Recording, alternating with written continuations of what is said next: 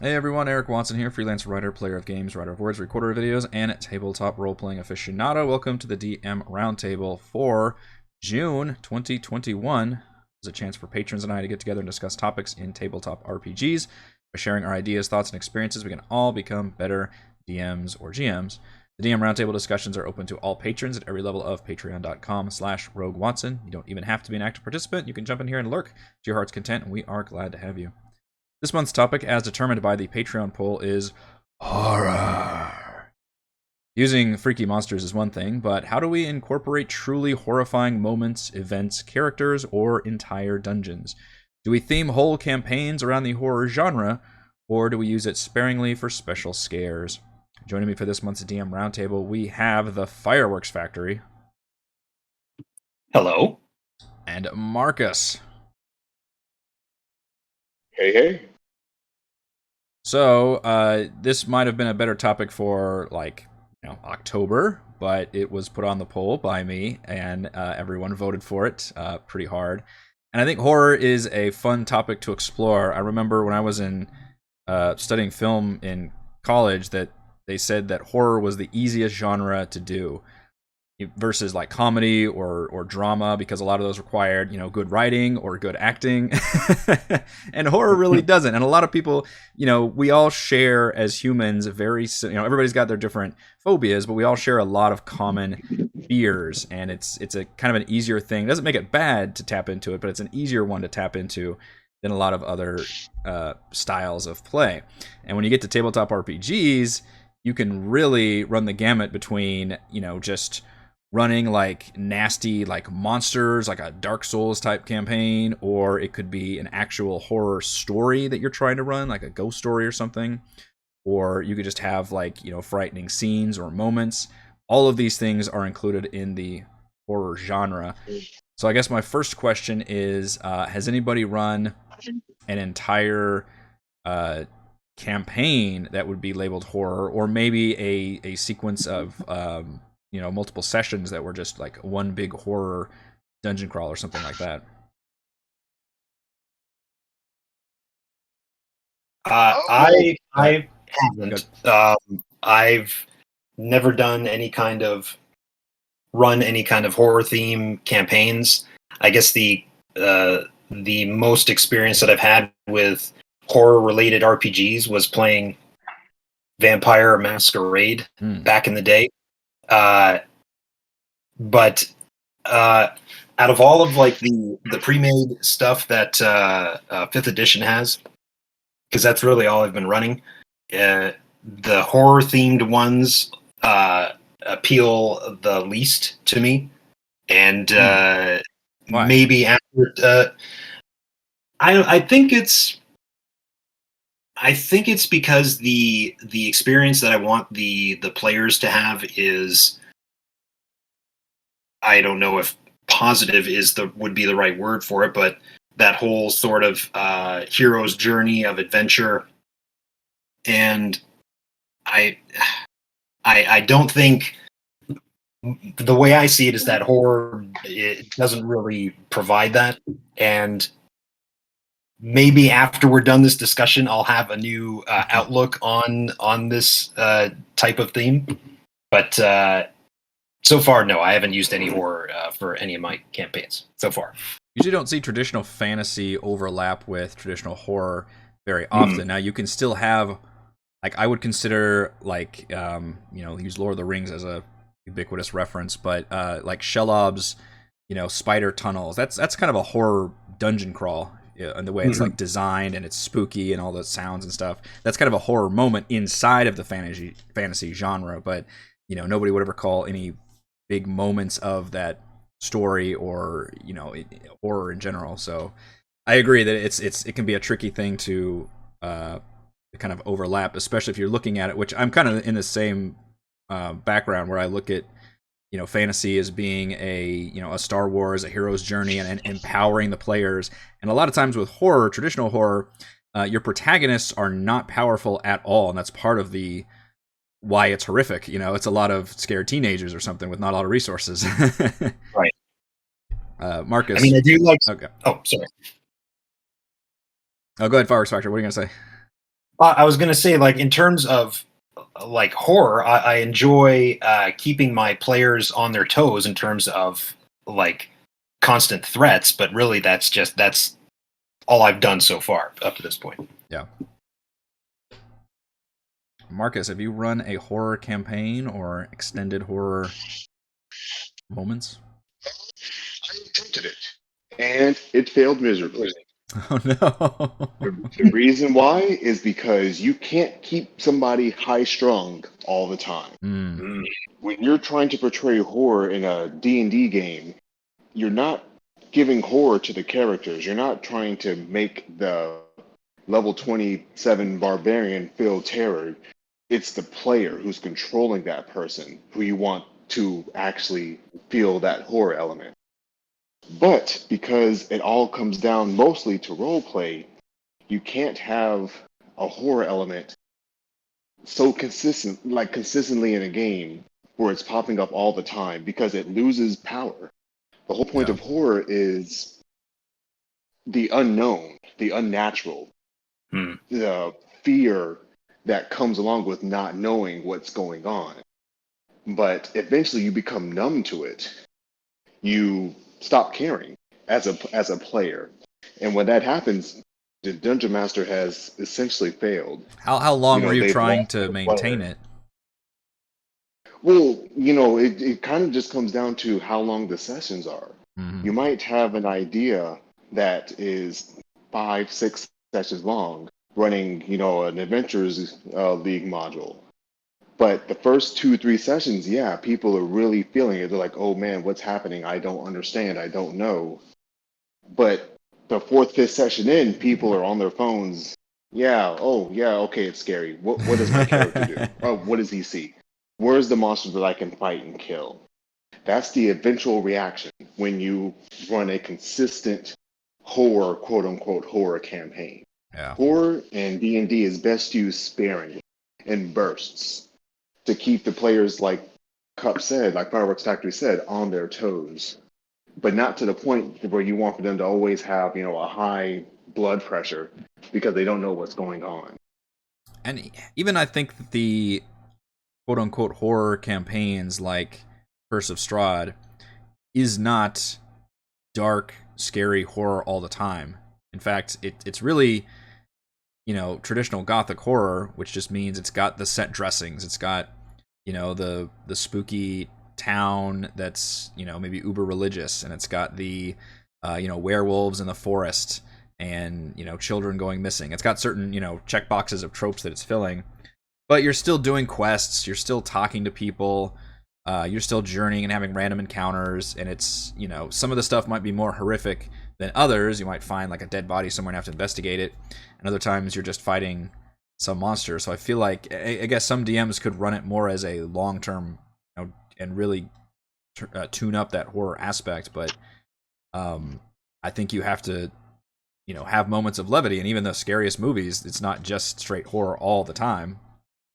So I can see why that would be a bit tough. And you're right about that. The players, there's a buy-in for horror, for any genre really, but especially for horror. And it really comes down to, and you can even have a non-horror campaign, a non-horror situation, but maybe one of those players is role-playing their character, like the character is afraid of this situation. And let's look at the campaign I'm running right now with Rhyme of the Frostmaiden and Rochelle's character Celeste, who is like not a battle-hardened badass that a lot of player characters are.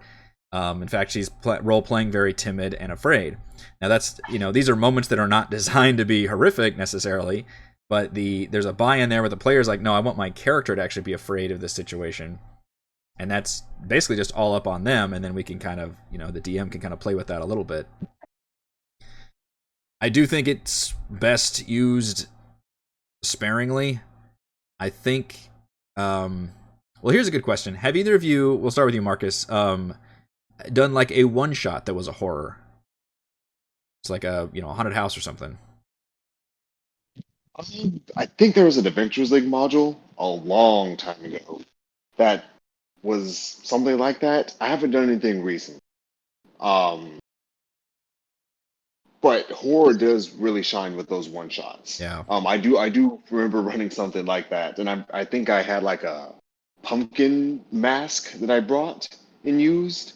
I asked if the lights could be turned off in the store, and I shined like a flashlight through the pumpkin mask. And I asked if something could be printed off ahead of time and be put on the wall. So when the shadow of the mask fell onto it, it made like a something that they had to like try to decipher. Nice. That was like the most extent that I've ever done with like a one shot for horror. But I think it turned out pretty good. Like the people had fun. Yeah, you can get Um, into it too. I mean, it's just I don't know what it is about horror, but it's like there's a safety net there for other players, I think, especially if you know it, because it's you can embrace all those tropes. You can, you have fun with a lot of the situations, whereas you might roll your eyes at it if you're watching a movie or playing a game, reading a book. If you are playing within that world, then it's like, okay, I like playing with these recognizable pieces and events and moments and creatures, and now I can role play, my part and either embrace that, that trope or that archetype, or I can try to subvert it. So I'm a big fan of running those kind of adventures for sure. Fireworks Factory, have you ever run a like one shot horror adventure? You said you didn't run any. Yeah, I have not. No, okay. So when we run one shots, which we've done several times in the past between campaigns, or if we've got players that can't make it or something, and we want to still run a game, I always gravitate towards horror. Not always, but most of the time I gravitate towards horror because I think they make the best one shots. Because horror can, at least the ones that I've read, and goodness, I've reviewed a ton of products at this point. A lot of times they make the best stories that are contained within 2 to 3 to 4 hours. And it's typically like, and it translates really well to D&D because it's 90% of the time it's a haunted house. And it's something as creepy as gone in there in a backstory. So it's part investigation, it's part environmental storytelling. We're trying to figure out, what terrible, thing happened here to cause this evil. And then the players are trying to figure out what's going on. And you can still have it, check all those boxes if you're exploring, basically a dungeon. You are fighting the occasional monsters, and then you're having hopefully some social encounters with maybe some spirits that you see, or at least the quest giver at the beginning or something. We've had a lot of fun running one-shot horror adventures, not even with the caveat that like your characters are expendable or anything. In fact, we've for the last couple of one-shots, we've used like the same kind of B-tier characters just because they're there. Then so we still play it where we're still empowered characters having fun, but just turning a dungeon crawl into a haunted house and just including some of those fun tropes and things is it's been really effective for us. So that's been, as much as I'm not necessarily into the horror genre, I think it's, and for D&D, it makes really, really good one shots. One of our most popular videos on my channel is when we ran The Haunt, which was years ago at this point, and I still get comments and feedback about it like to this day because people enjoy watching that, and it makes for really, really fun D&D content. So I would hugely recommend look for like haunted house one shots. I've got several recommendations I can give. We did The Haunt, we did Secrets of the Blind Palace, which was awesome, and I believe Chris and Heather have both done their own horror D&D one shots because they were inspired by like, hey, horror works really well for one shots for us. Let's just do it. mhm. For the same reason, I think singular dungeon crawls are really good as a horror dungeon crawl. There was we can talk about one of the recent releases, which is Van Richten's Guide to Ravenloft, which is a really, really good source book for horror. Honestly, it's, if you ever want to run a horror campaign or a horror section of a campaign, this book has some great resources because it talks about the different subgenres. And I'm not being paid by Blizzard or anything to say. It sounds like I'm doing a sponsored bit right here. I've already done my Roll20 review. You can watch that, but it talks about the different subgenres of horror, how to embody horror, how to make sure you don't like cross any lines with anybody because people might have certain degrees which they're comfortable with certain kinds of horror. whether it's like body mutilation or whatever else is going on.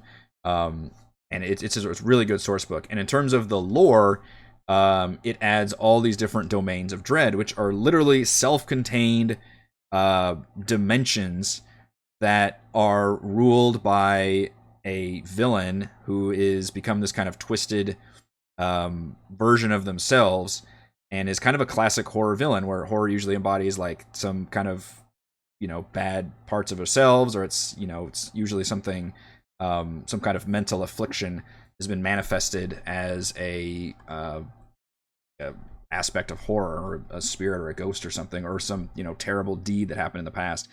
And the Ravenloft stuff does that very, very well. And it uses, there's a Cthulhu world, there's several Gothic horror worlds, there's different nightmare worlds, there's like a dark fae world. There's one that's just an ongoing zombie apocalypse. That's like and this is interesting, Firex Factory, we were talking about is that, with fantasy not overlapping horror, this is one where it's like militarized fantasy world, where it's like the leadership is just the military. They've taken over, most of the cities are lost, and it's just it's the leader of that domain is just like the general. And it's because like once a month, like these huge horde of zombies just come through out of the mist and just tear shit up and wreck everything. So on the one hand, like they live under this horrible like fascist conditions, but on the other hand, like they kind of need to live under these extreme conditions because it's the only way these people can survive. And it's just a really dark, interesting setting. And it's nice because that creates your own little, you don't have to worry about the entire world being this dark horror thing. It's just this kind of smaller pocket dimension. So you're kind of limiting, what you have to worry about, what you have to run.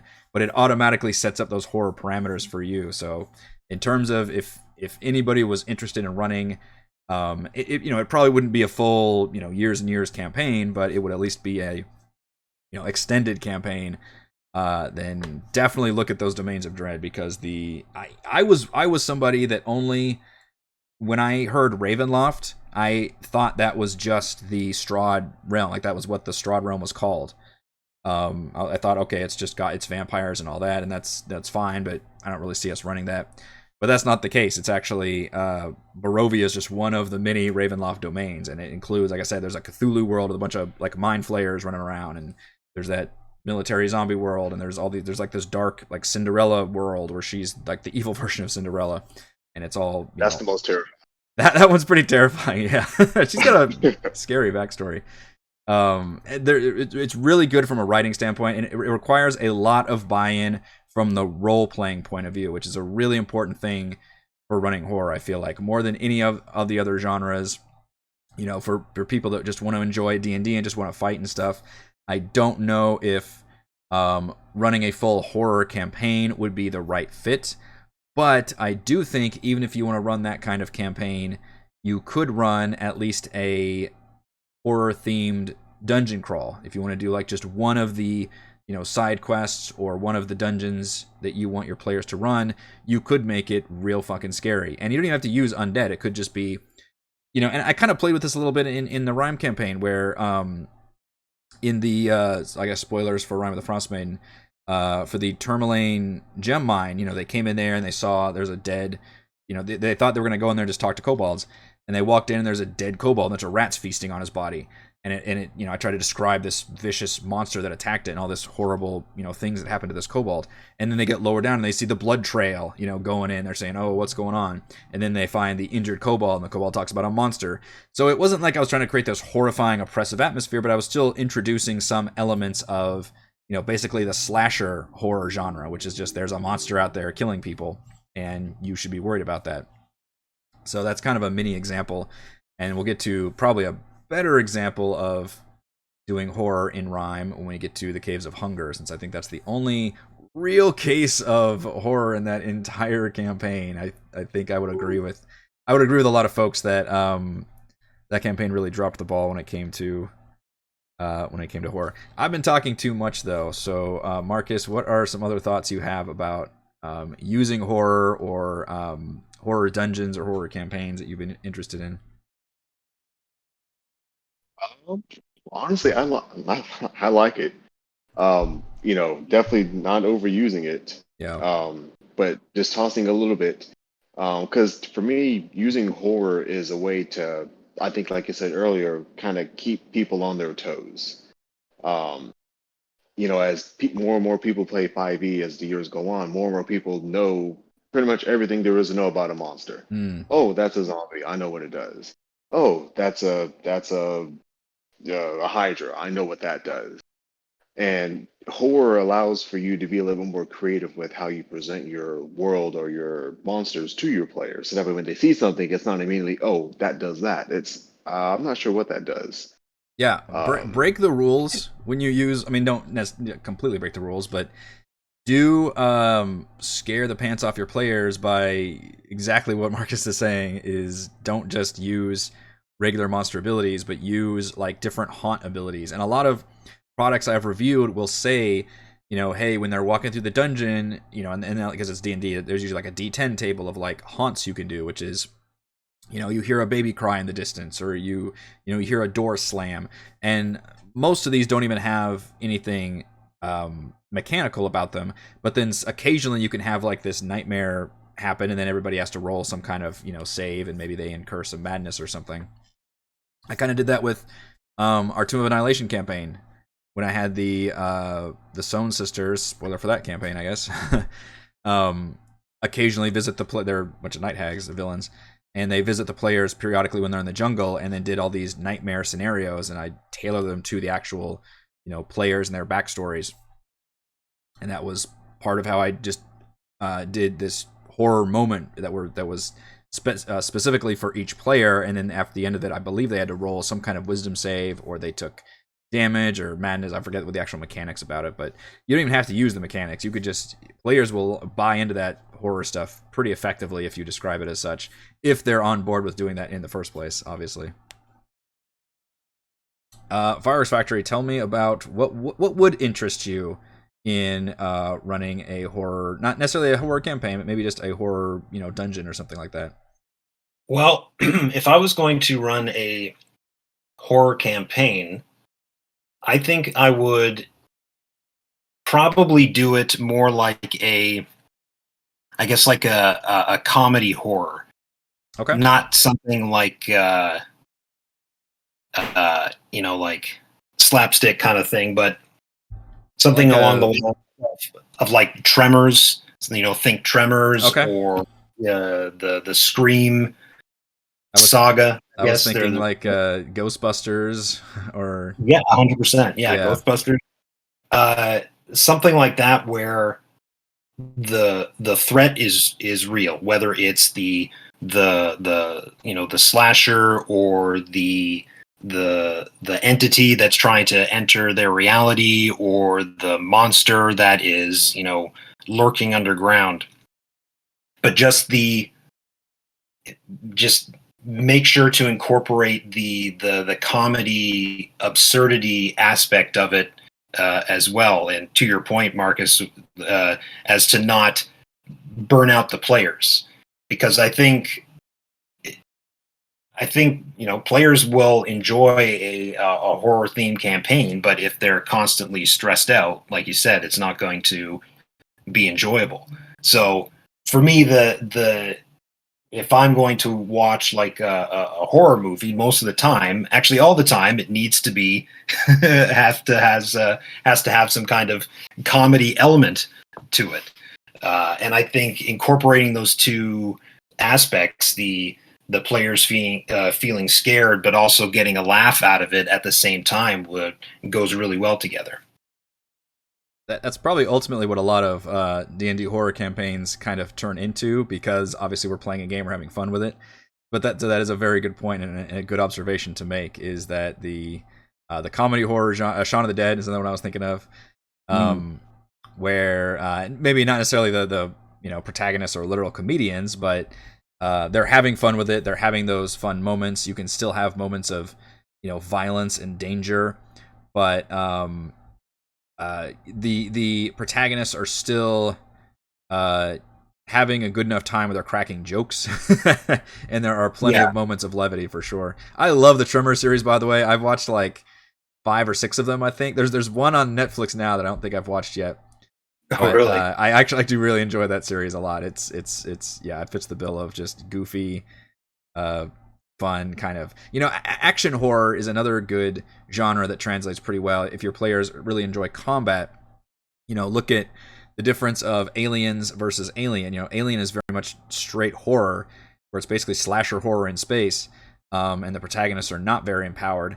And then you get to Aliens, and literally it gives you super soldier, these Marines, and Right. you've got, which a lot of times are the player characters. You've got, you're the badasses, but it's still you still have that moment of danger, even though your players are badasses. You're like, oh shit, what are we up against? Like, we suddenly, way over our head in this dangerous situation, and the enemy is really scary.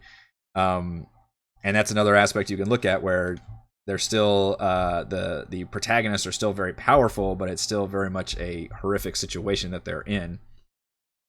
Which, boy, I would love to do an Aliens type situation in our campaign right now. I'll say that. Go ahead, Marcus. What were you gonna say?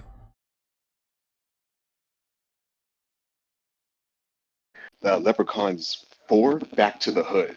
I don't know if you guys ever had ever seen those ones. I have not. I've heard that aren't those supposed to be horrible movies, or am I thinking of the Trolls movies? Yes. No, the first Leprechaun was pretty good. Okay. But as they get later on, they get sillier and sillier and sillier until you get Leprechauns, whatever, Back to the Hood, where it's literally the Leprechaun.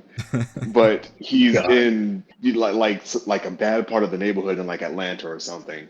And it is taken out of, oh my God, this evil short thing that's trying to kill me, to, like mostly comedy of, of these gangsters being be like, hey, look at that leprechaun over there, he got some gold, yo, get that gold, man, get that gold.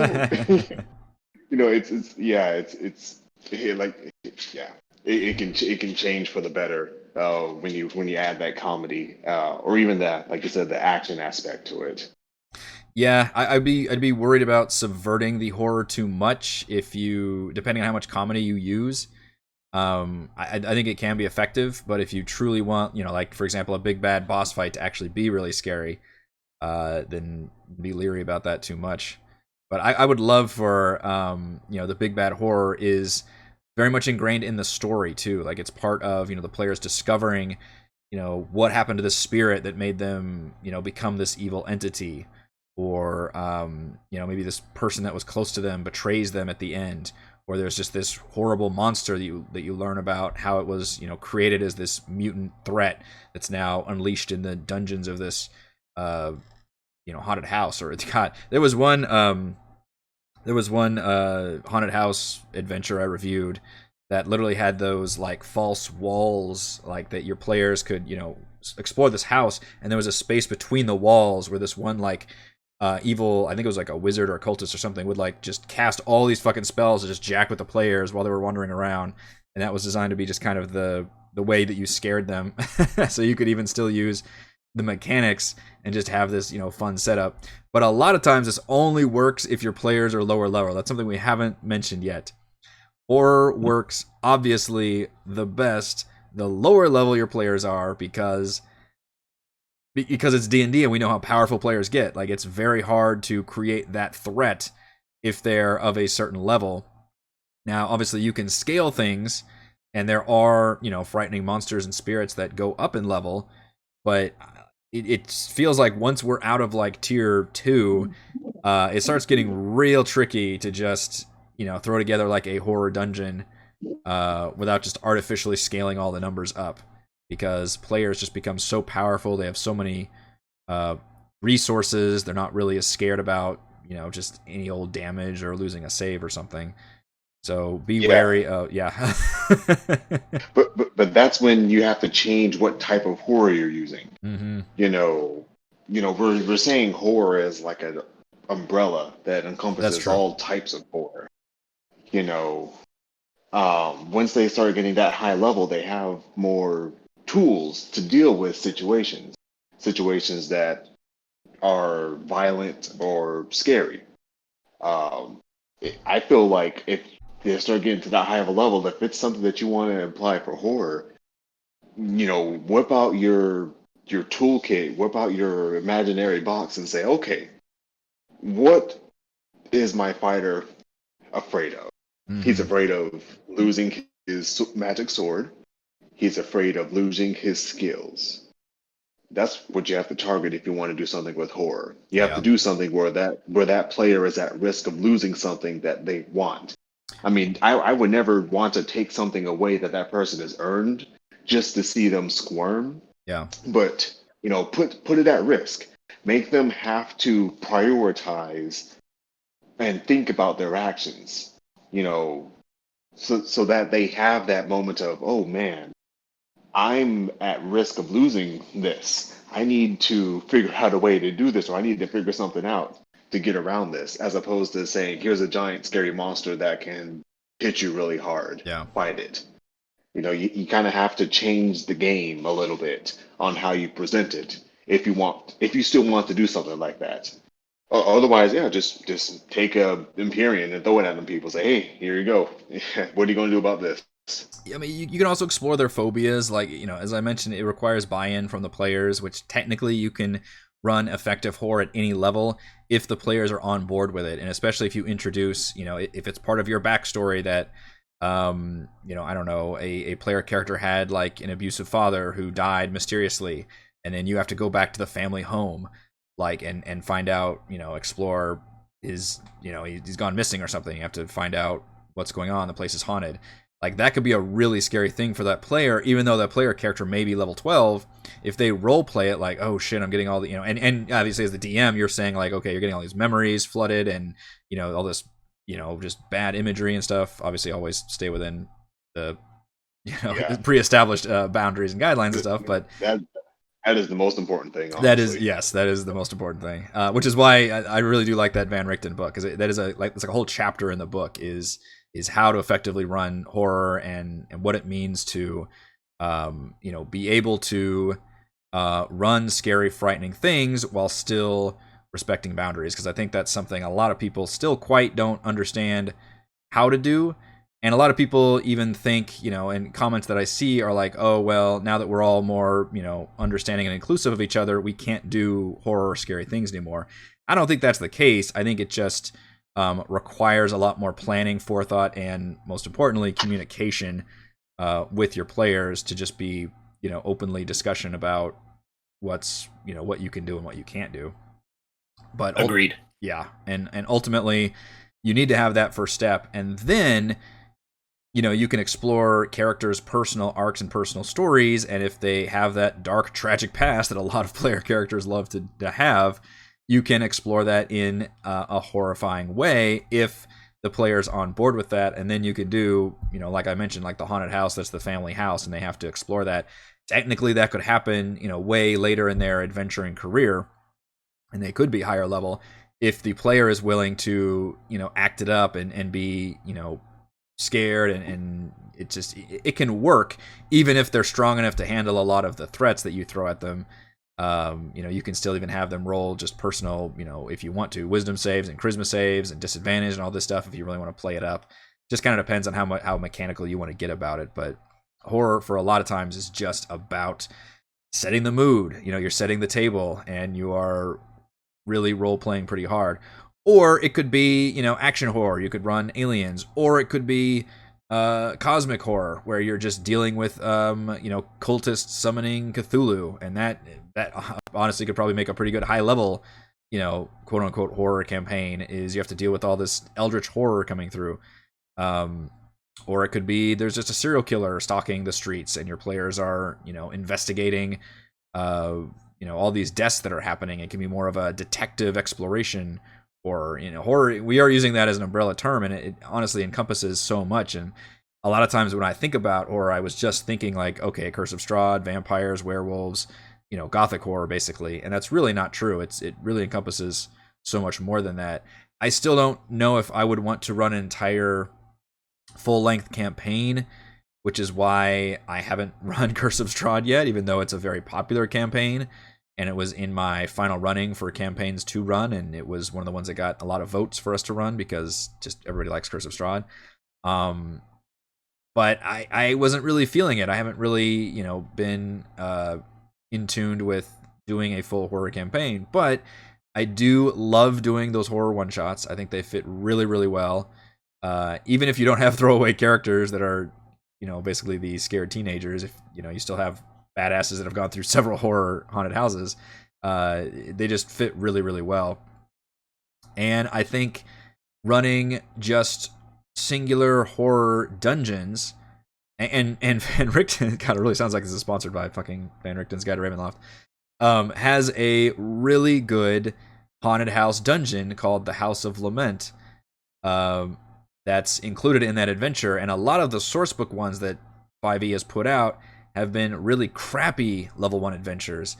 And this one is actually really good, and in fact, it goes, I believe, from level 1 to 3, and it takes multiple sessions.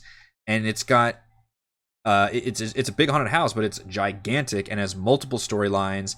It's got multiple seances you can use to contact these spirits.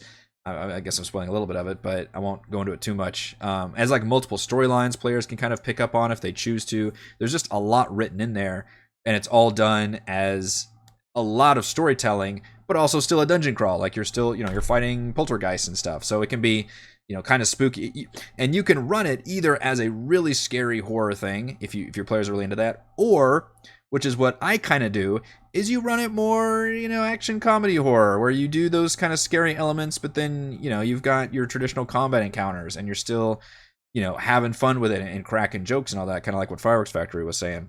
That's the kind of horror that I think speaks better to my group, because we do like the hero's journey. We do like, being empowered players. That doesn't mean we can't have those scary moments and have fun with that kind of thing, but that's just kind of, how we prefer to do it. What else? Have we exhausted all of our horror talk? I mean, You had some good points. You definitely had some good points. Yeah. I guess we could do our closing thoughts on horror. I mean, I just kind of went over my spiel, but I don't think I would be interested in running a full campaign for the same reason I didn't run Curse of Strahd. I'm running Rime of the Frostmaiden instead. But I do like inserting those horror elements in certain areas when appropriate, and it can make for very effective themed dungeon crawls, especially. And a lot of times, horror has the best dungeon storytelling because it's baked in with magical illusions that trigger when you walk in. It's very video gamey in that way. You see like the scenes play out with the ghosts, or you'll see, and it's just all of the different, the doors closing and the shrieking and the steps. It's just, there's so much you can paint with your tool brush if you're running a horror dungeon crawl that can be very effective and fun for the players, even if you're not necessarily meant to scare them, but just feels very thematic, which I think is very satisfying for both the DM and the players. All right, let's go over our final thoughts for using horror in our D&D games. Let's start with Fireworks Factory. Yeah, I think if I was going to run a horror themed campaign, it would either have to be largely comedy horror or action horror. And I don't know. I just don't think I would have any kind of interest or fun in running anything else other than that. Yeah, I don't disagree. I mean, I think D&D, lends itself, and especially 5e, where the players are so very powerful very quickly. It kind of lends itself to that more, not necessarily lighthearted, but not, oppressive, dark, tense, horrifying kind of horror. And if I was going to say, like, if I am going to run something that with the intention of causing the characters some concern, causing them fear, it's just a matter of understanding what the character's fear is. Yeah. Sure. Marcus, final thoughts on horror. All right. I feel like it's best used in bursts, and it's best used to complement that hero's journey.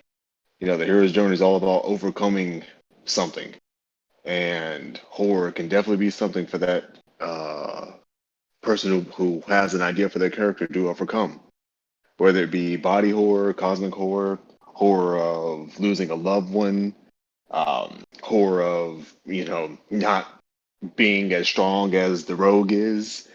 The term horror is all encompassing for some type of struggle that interacts with the fear or um, perception of fear for the player.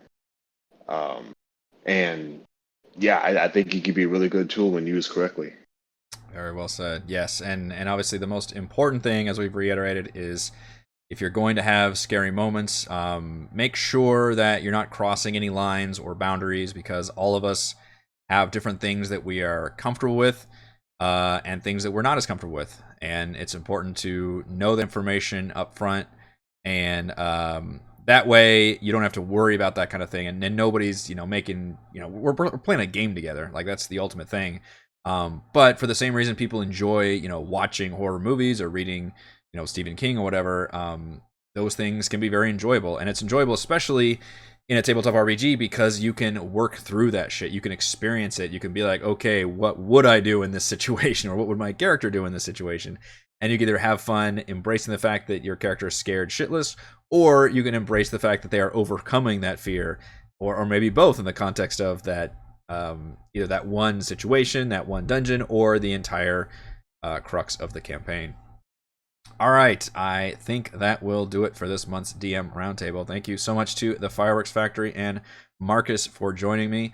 Thank you so much to all the patrons at patreon.com/Rogue Watson. Shoutouts to Platinum patrons Joe, Will, Time Dancer, Manuel, Wizard, Princess, Christopher, Thomas, Captain Mike, Adam, Aiden, Instant Lose, Smog, and Roger. Gold patrons RPG Papercrafts, Charming Grenade, Pretty Boy, and Yuma, Marcos, David, Vicente, Gilberto, Dead Lizard Lounge, Sam, Arash, Lumpy Spuds, Jerome, Fatboy 619, Scalenia, Nick, Farty Butterpants, Blood Angel, Veronis, Baboon, Sean AK, Cert Tubi, Nathan, and Fast Like a Tortoise. I am Eric. I hope to see you all again for next month's DM Roundtable discussion. You guys have a good night. Bye. There it is. Excellent.